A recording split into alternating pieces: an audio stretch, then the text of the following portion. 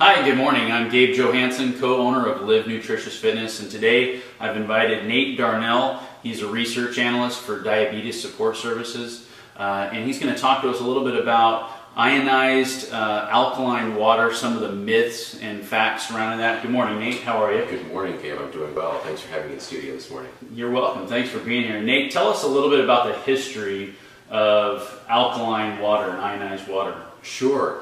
Well, I think it's important. Thanks for letting everyone know what my background is. I work with a community outreach organization here in Salem, and it's geared predominantly towards improving quality of life for the diabetic population. And a couple of years ago, I was introduced to the technology you're referring to, and coming from a scientific background, I was very skeptical of the technology, and I guess fortunately I was exposed to it from a Fulbright scholar. So she kind of strong-armed me into looking at some of the genuine clinical documentation, and we actually found additional, and we've since put together an entire compendium. But what I also found in the process was that there was so much misinformation online, and it was overwhelming. It was overwhelming even for someone with a technical background. It seemed that there were people that were making all kinds of absurd health claims about it, and then there were healthcare practitioners that were claiming that it was complete snake oil and bunk. And my job was to kind of sift out the truth, from what was not truthful, and to kind of shoot down the middle and figure out, well, what's actually accurate. And so it took me about 2.5 years to do that. And ultimately, what I discovered over time was that there was a historical narrative of the technology which is inaccurate, and that's many people believe that it originated in Japan. And it didn't actually come from Japan. It actually came from Great Britain in the late 1800s. And it was used predominantly for disinfection purposes. Then it was used in World War I for surgical disinfection. Then it was only during World War II that the technology was introduced to Japan. And they began using it following a lot of the devastating consequences of nuclear radiation exposure, starvation. They had a broken medical system after World War II. They had lack of pharmaceutical medications. And by happenstance, they discovered that electrolyzed reduced water, which is the correct technical term for ionized alkaline water, was very effective at reducing intestinal abnormal fermentation, dyspepsia, acid indigestion. And from that point forward, it became kind of like an aspirin to the Japanese medical system. And so it's been around for several decades. And it's really been refined in Japan, but that's not really where it came from. Okay. And interestingly enough, it was in the United States in the 1920s as well. And it's hard for me to decipher exactly why it didn't continue in the healthcare environment in the United States. I would hazard to guess because many of the byproducts are not patentable, they're natural, that it didn't fit into the business paradigm of Western medicine. And again, Japan has a very different medical system than we have in the United States. They have a socialized healthcare system that was really rebuilt after World War II from the standpoint of genuine disease prevention, right, not from the standpoint of disease treatment alone, which is what we practice in the United States. And that's why we rely so heavily on synthetic pharmaceutical medications instead of preventative measures. And again, my opinion is that ties in more to a business model than to the end game of optimal health. So really, it was refined in Japan. It was developed in Great Britain, went through the United States. Interestingly enough, we used it on the Apollo and Gemini space capsules to produce potable water, heat, and electricity for the astronauts. In the United States, it kind of remained pigeonholed in both the aerospace and automotive industries. And it really didn't come back to the United States until about 10 years ago. And I think the real challenge was that when it did come back into the U.S. market, it didn't come through academic or healthcare channels. It came through entrepreneurs.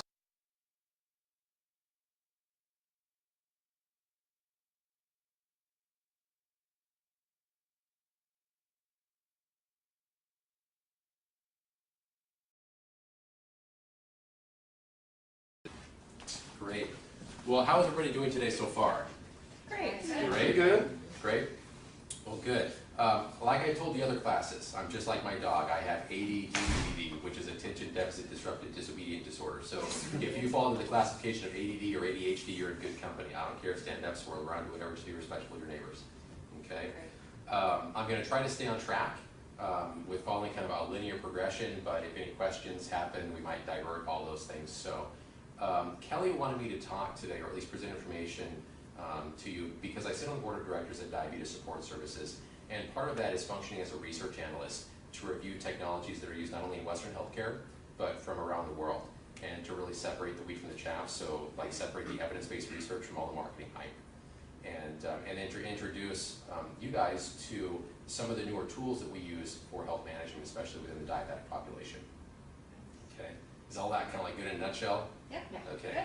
All right, so one of the breaking things that we're working with right now is hydrogen gas, and using that with our clinical diabetic population. And that has, in your medical training or nursing training, has anybody ever talked to you about this? No. Okay. All right, so I want to be very clear in that when I'm talking about hydrogen gas, I'm referring to H2, not H+. H+ is really acidic, don't drink that bad. Okay, H2 is two hydrogen atoms with extra electrons, so they can donate electrons. They're actually very, very, very unique in that hydrogen, also in hydrogen gas, also known as dihydrogen or diatomic hydrogen or molecular hydrogen, tomato, tomato, potato, whichever one you decide to pick, they're all the same thing. What's very unique about it is that it can pass through, it's small enough to pass through cellular membranes, including the blood-brain barrier. So it can immediately arrest things like hydroxyl radicals, which are the most cytotoxic free radicals of all in the human body. And H2 can immediately bind with that and suppress it. It immediately converts it to water. Okay, so... Wait, so what happens to the other hydrogen? I'm sorry. Is that getting too far off track? Well, perhaps, but right now what we know is that the hydrogen gas immediately binds with the hydroxyl, and then you just get water out of it. So, I mean, that's what the science says thus far. And there's no negative effect, or there's no cytotoxicity at all. And that was also, fortunately, based on 30 years of military research where they used it for super deep sea diving.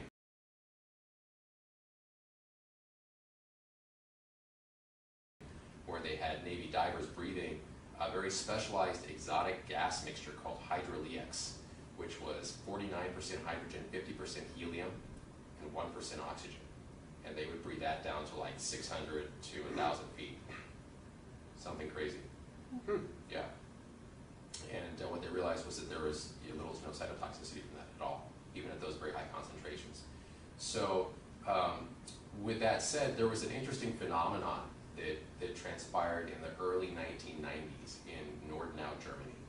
And there's a slate mine that's in that location in Germany. It was a slate mine during World War II, and it had since been converted into this special resort. And there were a large number of individuals that were suffering from terminal illnesses that went there for their last hurrah. And coincidentally, many of them had spontaneous remissions from their diseases while they were there.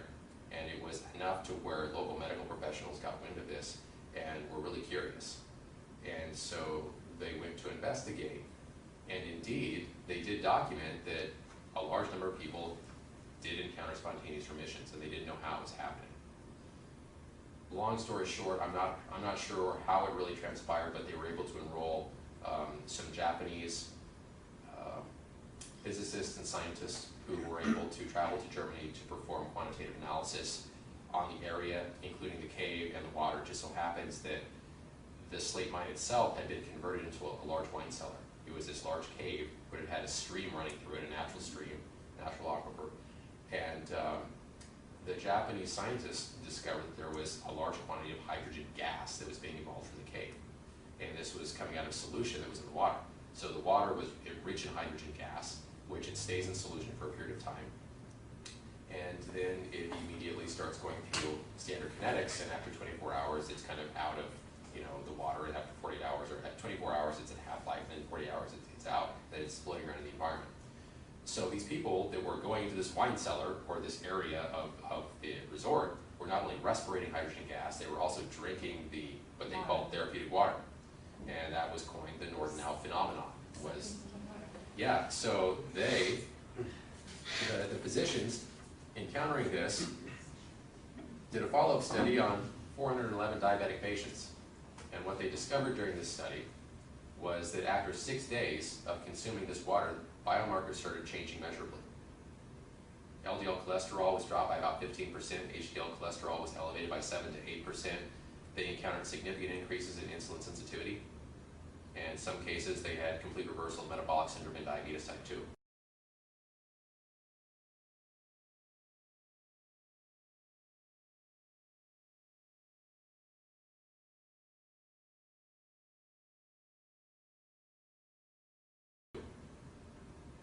And that was consuming between 1 and 2 liters per day, which is the equivalent of between 4 and 8 glasses in American terms.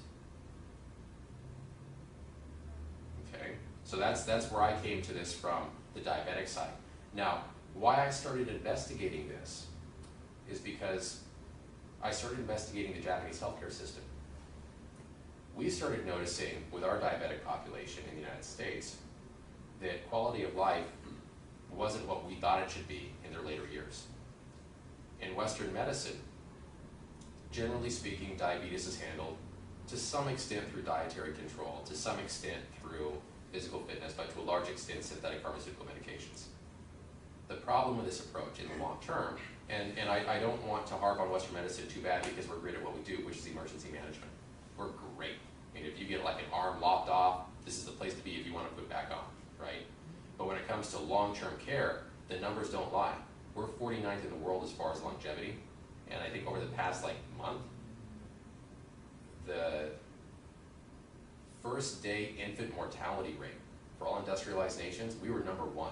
I mean, we have the highest death rate for first day infants of any industrialized nation on the planet. And that was research that just broke over the last month or two. Yeah, so when it comes to long-term health in the United States, these are numbers that we really have to take a look at.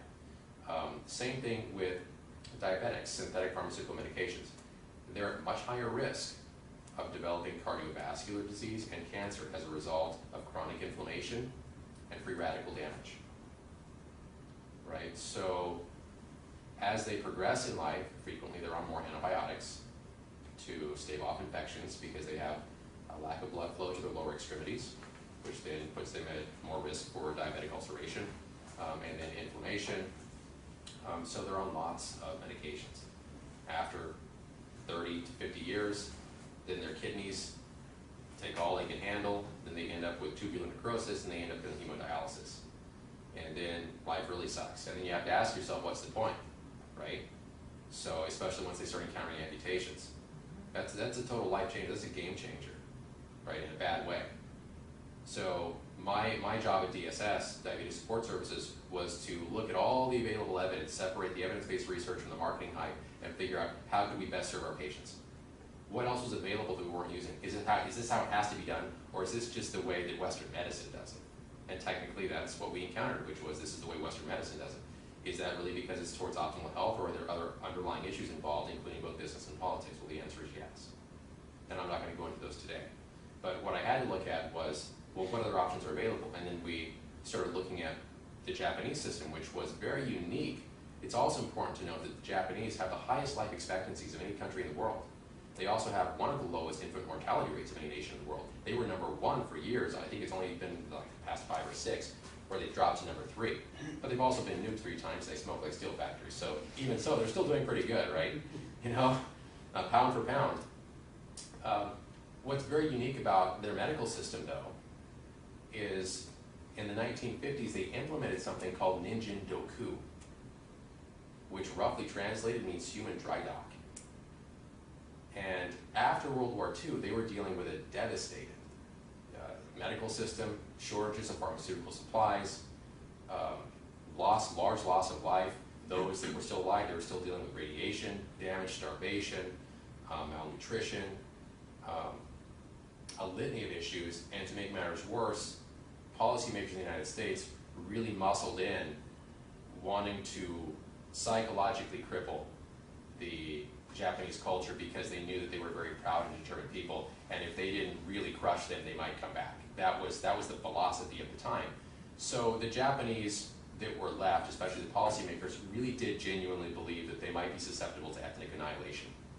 And so to preserve their numbers, they implemented a process called Ninjin Doku, which turned out to be as it progressed, the most progressive and results-oriented disease prevention healthcare system ever established.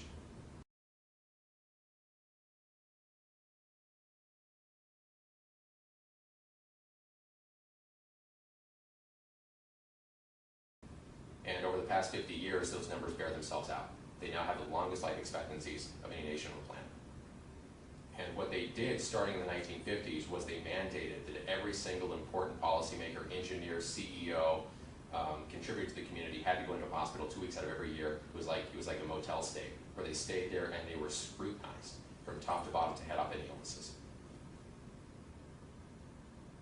Okay, and out of that, they started developing other methodologies for disease management. And as far back as 1965, they began using electrolyzed reduced water, which is rich in hydrogen gas, although they didn't understand the chemical kinetics at the time. They just knew that it worked against acid indigestion, dyspepsia, chronic diarrhea.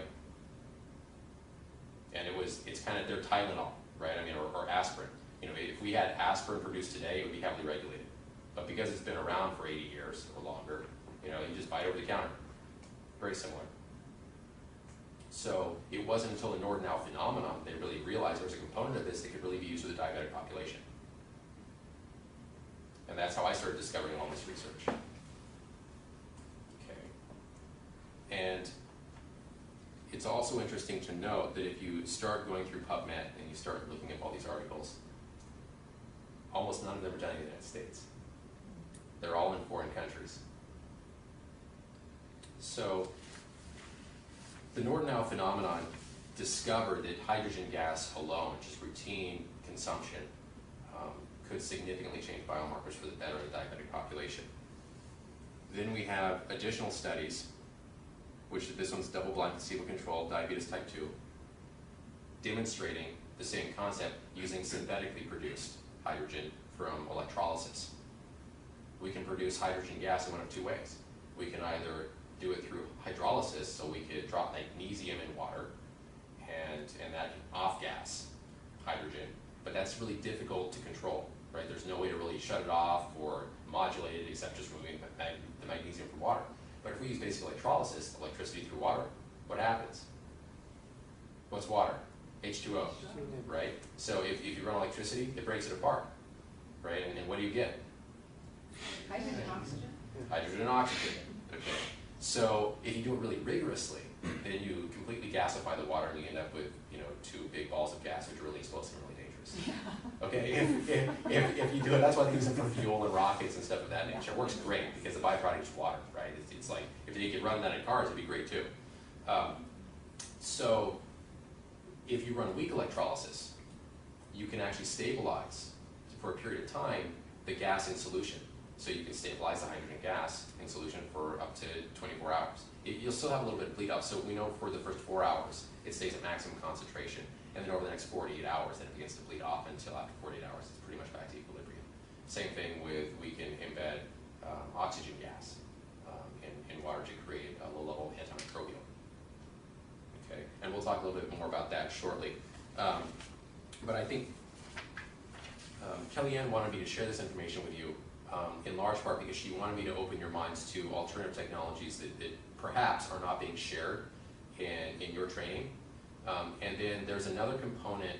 Not only do we have to worry about the long-term ramifications, the negative ramifications of the routine consumption of synthetic pharmaceutical medications on our physiology, but we have to think about the environmental impact as well, right? So when we start looking at what's happening 50 years after Western medicine went gung-ho on antibiotics and all kinds of pharmaceutical medications, and after we deregulated the marketing process, and now we have direct-to-consumer marketing for prescription medications, we're now detecting residues from all kinds of prescription medications in our watersheds and in our water supplies, including significant amounts of antibiotic resistance. Okay, now the problem with this is that the municipal water treatment plants that were designed 50 and 60 years ago were never designed to filter out these residues. So they're trickling through, and up to 93% of them still make it through the system, and they end up in our river streams and in our drinking water. And there's currently no scientific way to understand how all 2,000 plus of these chemicals, residues, are going to interact and cause an impact on our long-term health, the health of wildlife, our children, sometimes they're one and the same, and then the environment itself, right? So this is becoming a real problem. Same thing with antibiotic resistance. Right now, as of last month, at the same time we were getting our negative numbers for infant mortality rates in the United States, the chief medical officer in Great Britain indicated that antibiotic resistance in Great Britain has become such an issue, it's now an issue of national security. And they're not even dealing with MRSA anymore, now they're dealing with CRE. And CRE is the nasty redheaded stepchild to MRSA. MRSA is bad, CRE is horrific. And there's no way to really treat it. So these are things that we really have to start thinking about with regard to how do we, as we proceed with not only Western healthcare, but just healthcare around the world, how do we proceed in a way which really produces positive results in ways that cost very little and respect our communities and the environment? And that's not necessarily an easy challenge, especially when there are politics and business models in the way. You know, from a scientific standpoint, it's really not that difficult sometimes. It's all the middlemen that oftentimes add complexity to it. Pardon me while I've been jibber-jabbering. While I get a drink of water, I know I've been dominating the conversation. Do you have any questions? Is it only effective for type 2 diabetes? Not at all. It will not change the insulin production or lack of insulin production in type 1s. What type 1s wrestle with in their long-term, in the progression of their disease, is collateral damage to all their other organ systems. They don't die from diabetes. They die from cardiovascular disease, cancer, and everything else that's caused by significant amounts of free radical damage.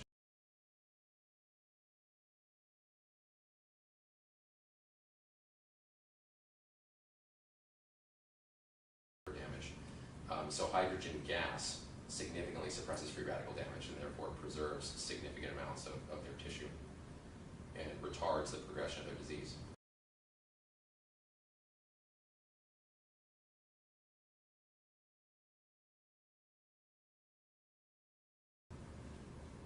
So even in the case of someone who is renally compromised, instead of drinking maybe like a glass every 3 or 4 hours, you just give them a little whiskey shot every single hour. So they're consuming between 1 and 2 liters per day, but they're doing it on a routine basis. So they're not having, their bodies and having to wrestle with a large influx of liquid. They can just get a little shot, routinely, and it makes it easier to manage. On the other study, it said their average stay there was for 6 days. So were the results that they saw, did they last for a long time? On that study, I don't recall, but I know my recollection is that within 6 days, that's when they started seeing the biomarkers change. Between like 2 and 3 days, they didn't see that many changes. On the subsequent studies that were done in genuine clinical settings, because they couldn't do a double blind in the case, there were too many other factors involved. But in the double blind, such as this one, that was done over a period of 90 days. And the benefits were only had as long as the water was being consumed. So it's one of those things where you have to keep doing it. But the good thing is that it's not just for diabetics. I mean, this across the board, when you look at the epidemics that are occurring in the United States and around the world right now, almost all of them have the underlying condition of chronic inflammation and free radical damage. And if there's a way to arrest that cost effectively and non-toxically, we can significantly arrest the progression of numerous diseases throughout the world.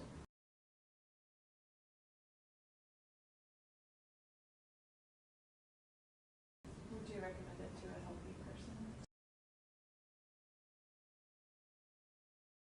Yeah, sure. Well, with that, I mean, is there any risk of decreasing the inflammation process too much with this? Is there? Not based on current evidence. And that's in large part because hydrogen moves to the body very quickly within 15, after consuming water, within 15 to 30 minutes, it's already completely circulated throughout the body. And it's utilized within 3 to 4 hours completely. So you have to keep consuming it. And hydrogen gas is different from other antioxidants such as carotenoids and polyphenols, like from green tea, or carotenoids from carrots, lycopene from tomatoes. Those are big molecules. And what berries? The goji The berries. goji berries. Yeah. Most of those molecules have a lot of electrons that they can donate, but they're big. And they can't fit through cellular membranes. Hydrogen can because it's so small. So it's very short-lived. It doesn't have like hang time like the other molecules do. Because they'll float around in tissue like carotenoids will float around for weeks. And once they bump into a free radical, they can donate an electron, and they've got some extra ones to donate. Hydrogen doesn't, so it's kind of a one-hit wonder. But as long as you keep it coming in, it'll keep doing its job. And so you can respirate it too, but that's significantly more challenging because now you've got hydrogen floating around in the air, and anything above 4% atmospheric concentration, again, is an explosion hazard. So the safest and most effective way of taking it in is simply enriching water with and drinking it. And again, the safest and most effective way is through a medically certified electrolytic water generator.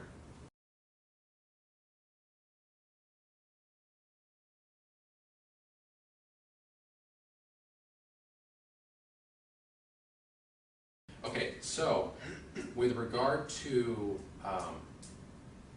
tumor treatment, cancer treatment in the United States, that's a hot potato, and for a bunch of different reasons.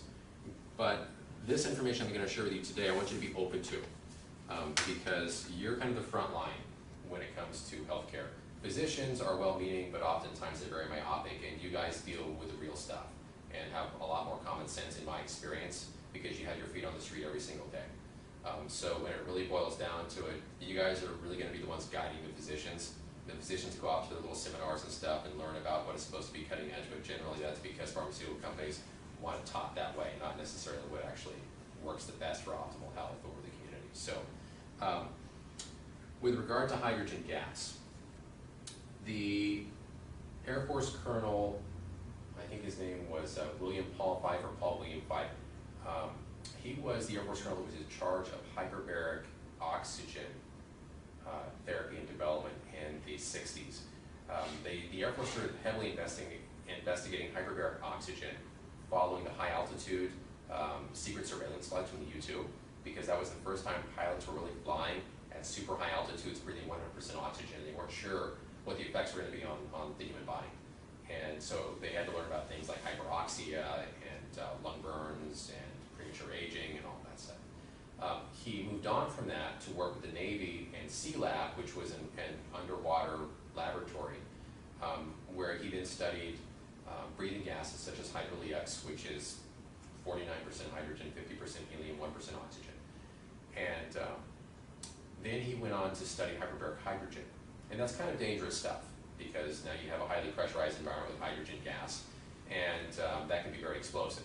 But there was a hunch in 1967 that because cancer is highly associated with free radical damage, which causes DNA denaturing, that if there was a way to arrest the free radical damage, that we could effectively stall or significantly suppress the development of cancer.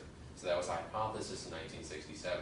And then they did an animal study in 1975 using lab rats and intentionally affecting them with squamous cell carcinoma, which is skin cancer. And what they discovered was that when they were exposed to 97.5% hydrogen, I think like 2.5% oxygen in the atmosphere, within 2 weeks, all of those cancerous lesions had completely resolved. Okay, now what's interesting to note is that following that research, continuous research in the United States went black on that topic. No other research was done. Okay, I don't have the answer to that. In looking at all the research, there's no logical way to justify why that was done. There's certainly conspiracy theory, there's politics, there's business, all those play into it, no doubt. But there's no logical reason why it should have been stopped. From that point forward, all additional information or all additional research regarding that topic had to be done outside the United States. And that's where the Japanese started doing their research. And again, the Japanese have a medical system that's geared towards genuine disease prevention, and they do that because they were genuinely concerned about ethnic preservation. That's different from the way the Western medical healthcare system works, which never had to undergo that process. Our medical system was never based on cultural or ethnic preservation. It was based on a business model that was developed in the early 1900s, and it's continued to this day. So those are things that we have to think about. What I have to think about when I'm doing my research is, is Western medicine doing this because it's truly effective, or more effective than other options, or is it because that's the way that clinics can easily bill for it? And is it easily billable that way because of policies that have been put in place, and why were those policies put there? Okay, so in 1975, this was the study that was done by Dr. Fife. You can find this also through, I think it's available on PubMed. It might have been on a different database. What I've realized is that a lot of the oncology research isn't necessarily replicated.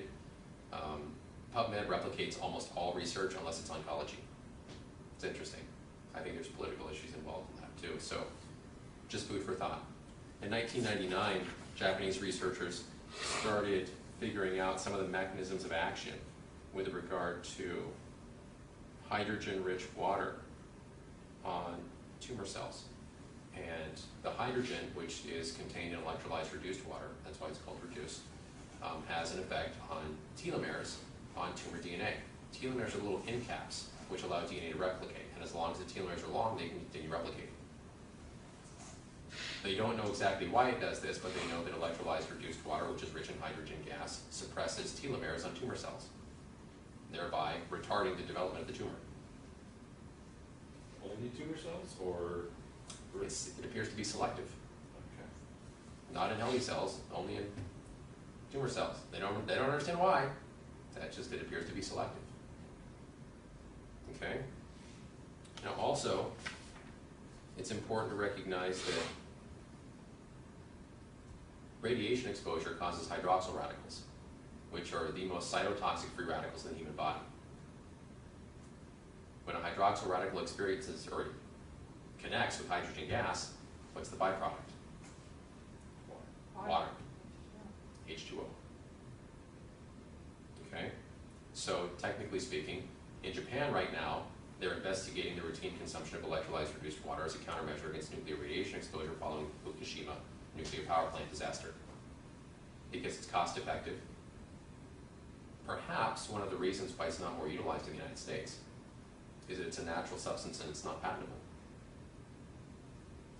And therefore it cannot be highly controlled. It cannot be, the creation of it can't be artificially suppressed, and therefore the price cannot be artificially inflated. It's curious to note that chemotherapy drugs in the United States often carry 1,000% markup compared to their sale in foreign countries. Why is that?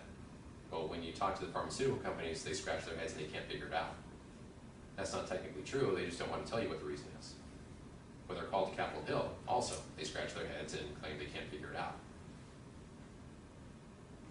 But they're patentable and controllable, right? And if they need to increase their profit margins, they simply restrict supply.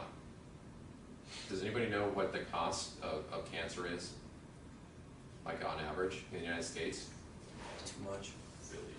So, I mean, for instance, if you're diagnosed with cancer, on average, the cost to an American citizen, if you're diagnosed, regardless of the kind, you'll be dead within 3 to 5 years, and the cost of your care will be $350,000 plus.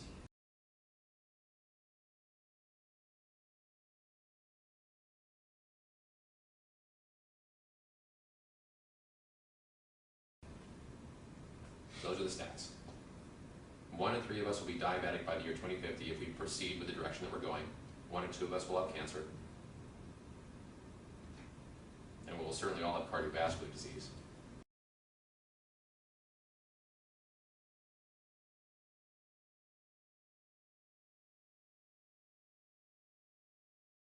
If we keep using the same system that we're using. Okay, so it's important for us, especially you guys coming into the field, it's important for me to share this information with you, not for the sake of beating down pharmaceutical companies, not for the sake of criticizing physicians, but to open your minds to other options.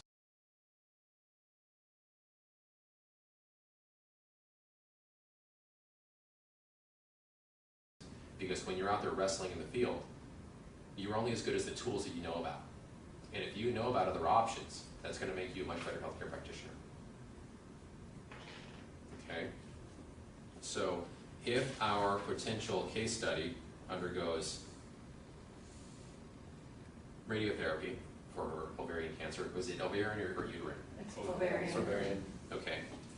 Fortunately, we did have a Japanese physician here in the United States working at the University of Pittsburgh, who's also a surgeon, and he's been very progressive with regard to research being done stateside. Again, note, he's Japanese, okay? And this was one of the more recent research articles regarding the use of hydrogen-enriched water to suppress damage caused by radiotherapy. So in essence, what the article says is that if the patient is routinely consuming water enriched with hydrogen gas, then it will help to protect all of the other organs against any collateral damage caused by the radiotherapy. Okay, which is often the case because once they're being treated, there are other organs that are affected by the radiation. Okay, same thing for cisplatin-induced nephrotoxicity. Cisplatin, very powerful chemotherapy drug. Okay, oftentimes it causes kidney failure or kidney damage. Hydrogen gas significantly suppresses the damage. Okay.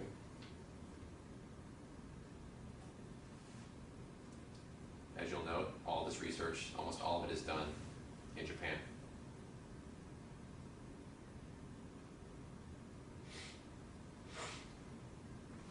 Any questions?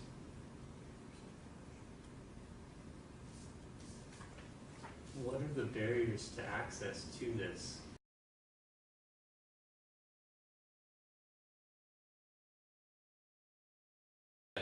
We use medically certified electrolytic water generators at the university level. And those basically, it's an electrolysis machine that's been certified by the medical system in Japan, the Ministry of Health, Labor, and Welfare.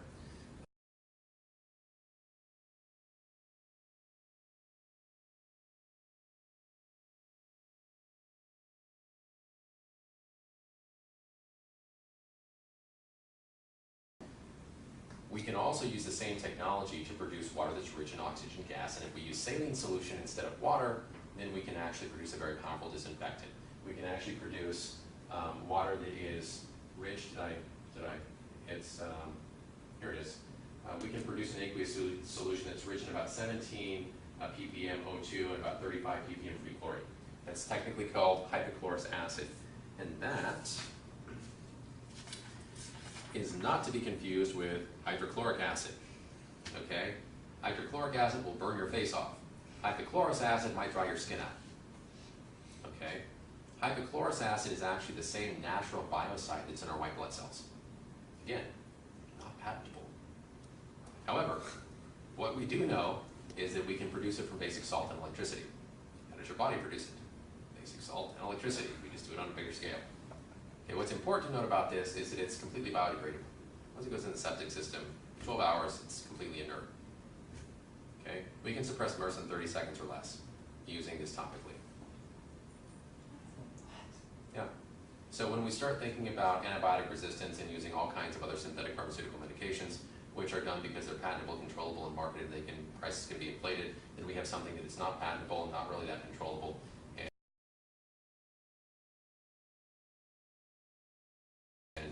Is completely biodegradable and very effective against.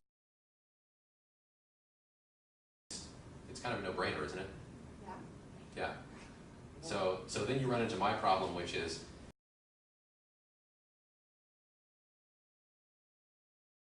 the political agendas over here, which want to drive in a different direction for increased profit margins. Okay. Now, in the case of hypochlorous acid, this is also very important for diabetic patients because they're much more susceptible to lack of blood flow to the lower extremities, development of diabetic ulcers, and then if an infection sets in, then potential amputation. So the general course in the United States is antibiotics to suppress bacterial load and then some type of topical wound treatment to help with closure, if it happens. So we can also use hypochlorous acid topically, in a medical environment. It helps when we have a surgeon on board to be able to direct it, although it is non-toxic. That's done more for politics than it is for efficacy. Okay. This article was written 2012 actually. I think it was 2011, it was published in 2012. It's called electrochemically activated solutions. So that's currently the lingo that we use in the clinical environment for hypochlorous acid or any electrochemically produced solution that we can use as a topical disinfectant or like a solvent. Okay. Now, whoever wrote this is probably really proud. They're like, wow, I'm gonna get my PhD. I'm gonna get a job now. And they thought they were onto something new. No, they weren't onto anything new. This was used in 1915 in World War I. Okay. World War I. They used it on hospital ships. Okay, it was actually developed in 1889 as a means of sewage disinfection in London because they could use seawater, they could run electricity through seawater, they could produce dilute, they could produce a water that had dilute chlorine in it, which they could then use to disinfect sewage with. That's how it was initially designed. Then in World War I, It was applied to British and French hospital ships, which were military vessels, because they had mature electrical systems. Most municipalities did not. So even if you wanted to use this technology for sewage disinfection, it still was big, it was bulky, it was the size of this room, and it required a customized electrical system, which nobody really had at the time. But the military, always being ahead of the game, had sophisticated electrical systems on their ships. So they built electrolyzers out of cedar wood, carbon electrodes. And they dumped seawater in there because what's seawater? It's dirty saline solution is what it is. You already got your sodium chloride in there. So then they electrolyzed that, and now they had an aqueous solution that was rich in oxygen gas and free chlorine, which they then used to clean the decks, wash the laundry, and treat surgical infections. Or treat surgical. 2 minutes? 2 minutes. Wow, we got to wrap this up really quickly. Okay. And then the hydrogen-rich water, which is produced in the process, they just chucked it overboard because at the time it was worthless. Okay, they didn't discover it actually had benefits until the Japanese began investigating in the 1930s, began investigating plants and animals. And then after World War II, because they had no pharmaceutical medications, their healthcare system was completely destroyed following World War II. They were open to other things, which is the same thing I'm trying to do with you guys, which is open your eyes to other things, and then they're much better off for it because now they have the longest life expectancies in the nation of the world. Okay, so with that said, we can use the same technology on diabetic ulceration. We had a 71-year-old case study last summer where we had a 71-year-old diabetic who developed an ulceration on the medial side of his right leg, just above the ankle. It initially started about this big, the end of a little pin. Within 4 days, it was that long, about 1.5 inches wide. Went to the oncologist, and the oncologist basically said, look, 71 years old, you have significant cardiovascular disease, significant neuropathy, you know, I'd like to be able to tell you good things, but here's the reality, you're probably looking at an amputation. Now, there's some things that I can't say because we're on video right now, which I said in other classes, so you'll have to ask them what I said. But ultimately, his wife shared with me some things that I also can't share on the video. But she was aware of the research that was happening at the university, and long story short, hypochlorous acid, technically called electrolytic sodium hypochlorite, was placed in the container. He spritzed it every 4 hours. Within 3 days, he had complete scab over. Within 3 weeks, he had 75% wound resolution. Within 6 weeks, it was completely healed with only a scar, with no need for antibiotics whatsoever.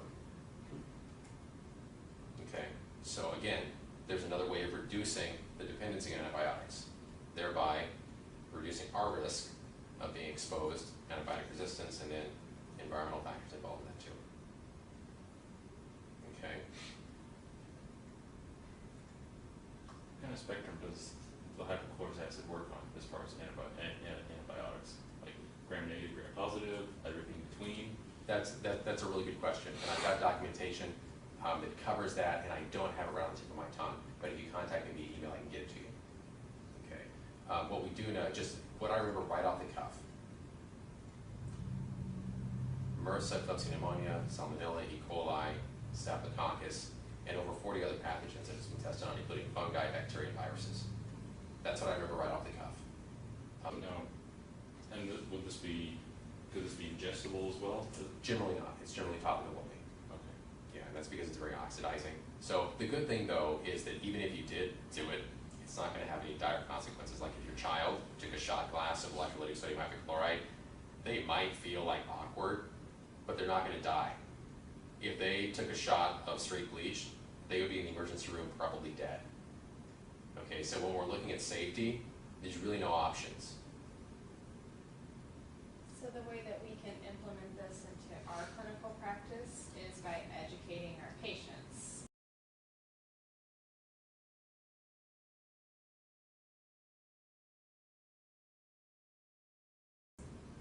And if you can also influence your physicians.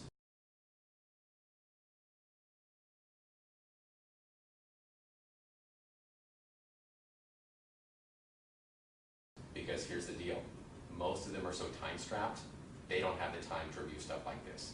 That's why that's why Kelly has me here today to work with you guys, so you guys are aware of it. Because you will end up influencing them. You know, somebody like myself, they might take the time to listen, they might not. The fact that I'm an executive on a board for a community health organization, it helps, but that's certainly no shoe-in. And just because I drop clinical evidence on the table doesn't mean they're going to be open to it. right? Or understand it. Or understand it.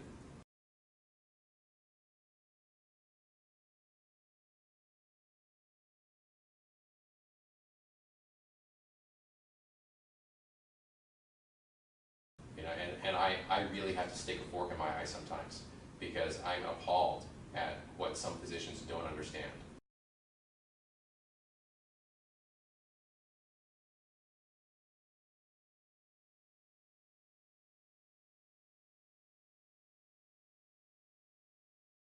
And I do know that they're time strapped, but it's frightening sometimes. It really is. And so I can spend a lot of time complaining about that, or I can spend my time educating. And I try to choose the latter. Doesn't mean I don't complain sometimes, but I try to focus on the other side. That's what actually gets the job done.